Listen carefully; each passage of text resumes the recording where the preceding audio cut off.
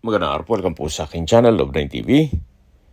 Nandito po tayo ngayon sa Alfonso, Cavite kung saan meron po tayong bagong video presentation, isang commercial property. May lot area po ito na 150 square meters. Ito po ay along Provincial Highway. Kaya marami po kayong pwedeng i-project dito. Dito po sa harapan ay pwede pong lagyan ng commercial space.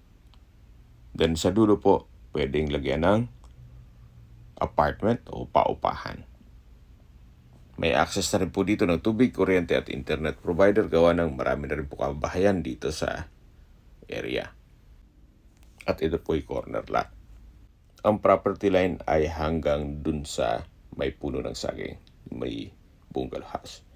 Okay, sa presyo na po tayo. Binibenta po ito ni owner sa halagang 3 million pesos. Kung may mga katanungan po kayo, tawag lang po kayo sa aking numero.